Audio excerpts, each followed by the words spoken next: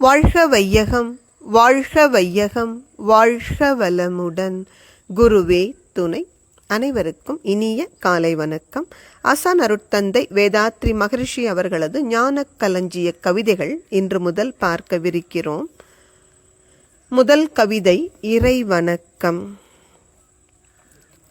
ஆதியெனும் பரம்பொருள் மெய் எழுச்சி பெற்று அணுவென்ற உயிராகி அணுக்கள் கூடி மோதி இணைந்து இயங்குகின்ற நிலைமைக்கேற்ப மூலகங்கள் பலவாகி அவை இணைந்து பேதித்த அண்ட கோடிகளாய் மற்றும் பிறப்பு இறப்பிடை உணர்தல் இயக்கமாகி நீதி நெறி உணர் மாந்தராகி வாழும் நிலையுணர்ந்து தொண்டாற்றி இன்பம் காண்போம்.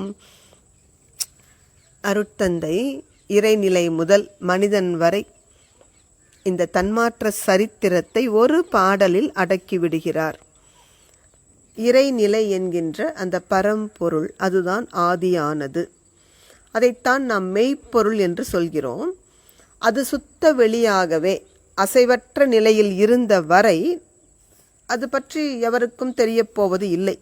ஆனால் அது தன்னுள் அடங்கியிருந்த அந்த பேராற்றல் பேரறிவை கொண்டு எழுச்சி பெற்ற பொழுதுதான் அணு பிறந்தது.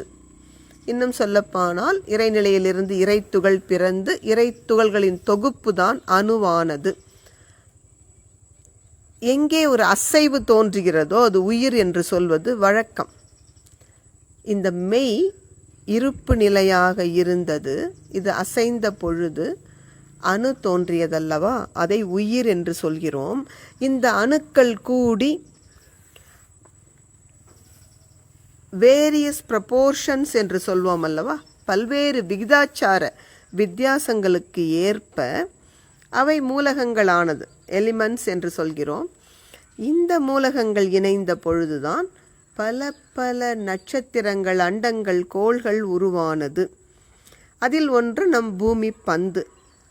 அந்த பூமியில்தான் உயிரினங்கள் ஓர் அறிவு முதல் 6 அறிவு வரை தோன்றியது. எங்கே இந்த பிறப்பும் இறப்பும் இருக்கிறதோ அசைகின்ற இந்த உயிரில்தான் உணர்வு தோன்றுகிறது. இந்த உணர்வு ஓர் அறிவு முதல் படிப்படியாக வளர்ந்து 6 அறிவு மனிதர்களாக மலர்ந்த பொழுது மனிதர்களுக்குத்தான் நன்மை தீமை புரிகிறது. அதனால் நமக்குத்தான் நீதியும் நேர்மையும் அவசியம். அப்படிப்பட்ட நீதி நெறி உணர்கின்ற மாந்தராகி வாழும் நாம் நம்முடைய வாழ்க்கை முறையை தொண்டு என்ற வகையில் அமைத்து கொள்ளும் பொழுது அதுதான் உண்மையில் மகிழ்ச்சி தரும். தொண்டு எதற்கு செய்யணும் என்றால் அருட்தந்தை தெளிவாக சொல்கிறாங்க, உங்களுக்கு மகிழ்ச்சி வேண்டுமானால் தொண்டு செய்யுங்கள். எனவே ஆதி எனும் பரம்பொருள் மெய் நீதி நெறி உணர் மாந்தராகி வாழும் நிலையுணர்ந்து தொண்டாற்றி இன்பம் காண்போம். நன்றி. வாழ்க வளமுடன்.